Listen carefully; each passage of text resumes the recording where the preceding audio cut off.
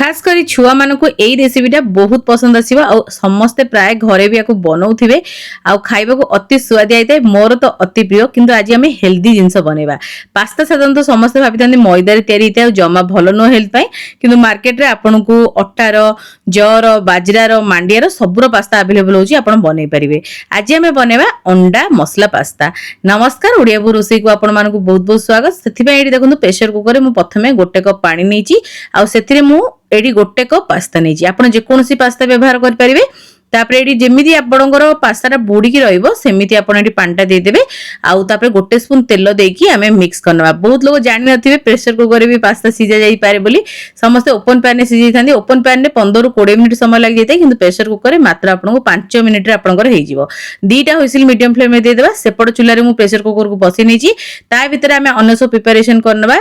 AD अल्प टिके सोरिष तेल मु गरम कर नेथली आ तापर एडी मु 3टी अंडा भाजी नउची।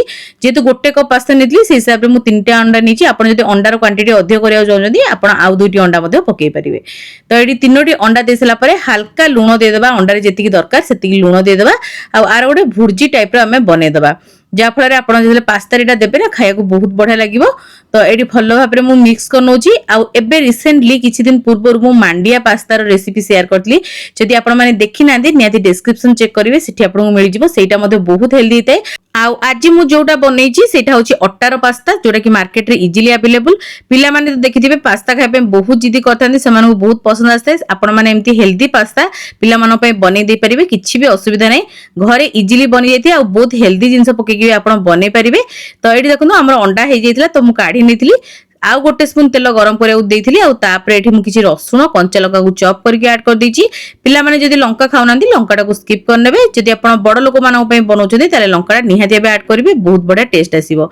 टिके भलो भाबरे हमें एठी रसुण कंचा लंका भाजी दबा जेमति कि रसुण टिके भाजी हेले ना तार वासना बहुत सुंदर आसी जायते। आ तापर एठी गोटे मु मीडियम साइज रो पियाज को पूरा चॉप करके नै आसली आ एथिरे सब जिंस चॉप करके ही पकेबे जदरा कि टेस्ट बहुत सुंदर आसीबो। तो एठी हमें पियाज को मध्ये ऐड कर दबा। पियाज को देकी हमें बहुत भलो भाबरे भाजी दबा आ पियाजटा को माने जेमिति आपनकर ट्रांसपेरेंट हबो ना सेही पर्यंत आपण भाजीबे। बेसी लाल करके एथिरे भाजीबेनी टेस्ट भलो आसीबोनी। टे ट्रांसपेरेंट हेला पर्यंत आपण भाजी नियंतु। तापरे जदि आपण किछि पनिपरिबा देबा को चाहू जदि एठी देई परिबे नहले डायरेक्ट पास्ता देकी मध्ये करि परिबे। मु पनिपरिबा रे एठी मु किछि टमाटर प्रथमे देइथिली आ लूण दे दीजी पास्ता को देखिकी जेतिक हम लूण लागिबो आमे अंडा रे भी लूण देइथिली। तो एठी देखिकी लूणटा ऐड करिवे टिके आमे भाजी दबा टमाटर को आ तापरे एठी मु देइथिली गाजर आ कैप्सिकम। मते पास्ता रे गाजर कैप्सिकम रो फ्लेवर बहुत बढ़िया लागते तेन करी मो ए दुईटी परिबा देइजी। आपण चाहिले अन्य जे कोनोसी परिबा आपन को चॉइस रे मध्ये एठी ऐड कर परिबे। भलो भाबरे एठी मिक्स करनबा आ तापरे हम आकु घोड़े की गोटे रो 2 मिनिट कुक करिबा। मने रखिबे पास्ता रे बेसी आपण सिजेबे नै पनिपरिया को जेमति क्रंची रहइबो सेही पर्यंत आपण आकु रखिबे जदरा कि टेस्ट बहुत सुंदर आसीबो। आकु मु घोड़े की रखि दउची आ ता भितर हम पास्ता को चेक करनबा। पास्ता रे हमर दुईटी हुइसिल आसी जाइतिला। एबे देखु हम खोली के आपण मानकु देखौची आउ देखो केते बढ़िया भाबरे सिझी थाई जम्मा भी कंचा रहइबनी आ पूरा परफेक्ट सिझिबो। तापरे पास्ता को आपण जे कोनोसी स्टेनर साहाय्य रे छाणी की ताको गोटे 2 मिनिट साइड रे रखि नियंतु जेंति कि सब पानी तार बाहरी जिवो आ तापरे आमे परिबारे ऐड करिबा।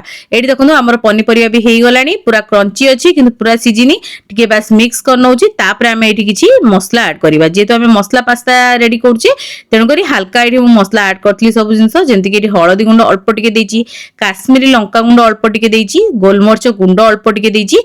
तापरे एठी मु पास्ता मसला आ मैगी मसला को मिक्स करके देइछि। एटा इजीली मार्केट रे अवेलेबल आपण आनी परिबे। जे कोनोसी पास्ता मसला आपण ऐड कर परिबे एथिरे। तापरे हमें जो पास्ता को छाणी रखले ताकू मध्ये हमें एठी एका संगे ऐड करनबा आ भलो भाबरे मिक्स करिबा। आ सॉस जदि आपन पसंद ताले एठी ऐड करिया को भूलिबेनी। मेडी टमाटो सॉस आ सेजवान सॉस ऐड करथिली। आपन जे कोनोसी सॉस आपन पसंद ऐड कर परिबे। एई दुईटी सॉस रे टेस्ट बहुत सुंदर आस्ते तेनु करी मैं एई दुईटी सॉस देइछि। भला भाबरे मिक्स करनबा। मिक्स कला परे एठी हमें अंडा जो भाजी रखले ताकू मध्ये एई स्टेज रे ऐड कर दबा कारण एठी हमर देखंतु पनिपरिबा पूरा रेडी पास्ता भी पूरा सिझी गछि। एठी बेसी हमकु माने रांधे को पड़िबनी बस सब जिंस को बस आपन मिक्स करंतु। मीडियम फ्लेम रे रखिबे आ सब जिंस को बढ़िया से मिक्स करनेबे। जदि आपन पारे पियाज पत्र अछि एठी देई परिबे। मो पाके नथिला तेनु करी एठी मु धनिया पत्र ऐड कर दीची आ भलो भाबरे सब जिंस को मिक्स करनबा आ गरमा गरम ए पास्ता को सर्व करंतु।